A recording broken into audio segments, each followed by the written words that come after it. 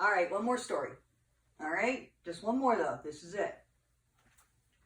Rapunzel.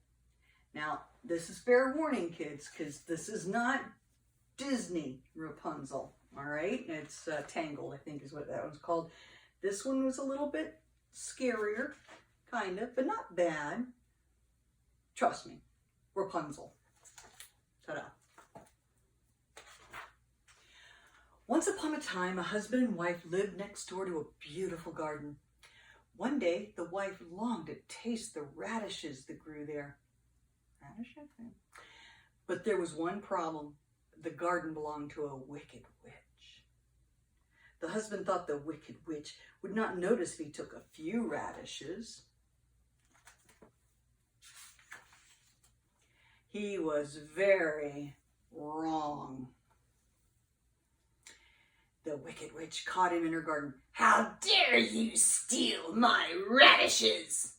she shouted. The man explained how his wife longed to taste them.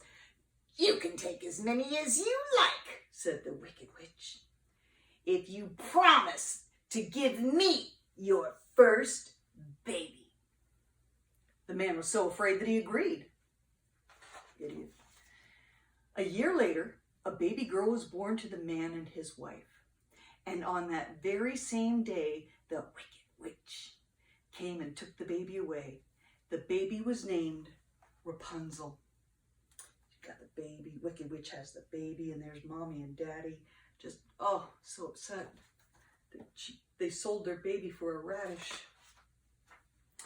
When Rapunzel grew up, the wicked witch locked her in a tower in the forest.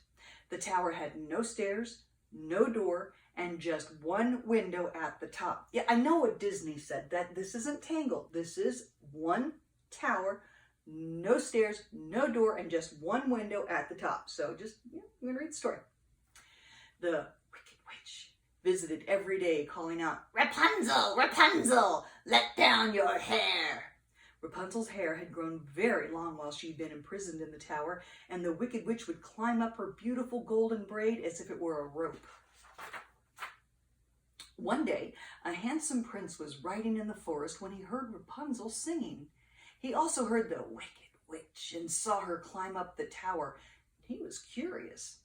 After the wicked witch had gone, he called out, "Rapunzel, Rapunzel, let down your hair." Rapunzel was very surprised to see the prince instead of the wicked witch. Every day after this, the prince visited Rapunzel in the tower. But one day, the wicked witch saw him. She was furious, but she waited for him to leave. Then she climbed up the tower and cut off Rapunzel's beautiful golden hair.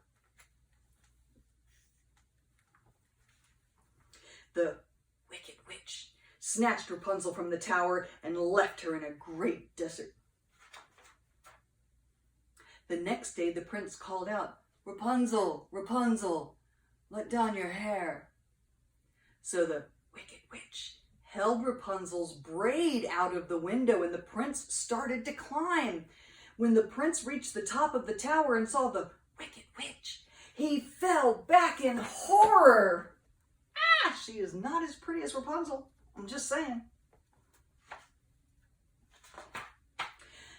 Thorns at the bottom of the tower blinded the prince. "Now you will never see her again," said the wicked witch. For months, the prince searched for Rapunzel. By chance, at last, he reached the great desert where she lived. Although he could not see Rapunzel, he heard her singing. When Rapunzel saw him, she cried with joy, and her tears fell onto the prince's eyes. And then a wonderful thing happened. I know you know. Just wait. See, I can show you. See, somehow while he was blind, he searched everywhere. He found her singing in a desert just from his hearing, because remember he was blinded by the thorns. And she's crying, and her tears are hitting his blind eyes. Yeah, I know. Shh, don't spoil it. Don't spoil it. Her tears cleared the darkness away from the prince's eyes, and he was suddenly able to see again. Together they escaped from the desert and returned to the prince's castle, where the wicked witch never bothered them again. Rapunzel and the prince got married and lived happily ever after. The end. That is a good story, yeah. Yeah, that was kind of scary though, like I was saying, it's just a little bit scary. Not too bad, because you know, everybody lives happily ever after, including the witch. All right. Good night.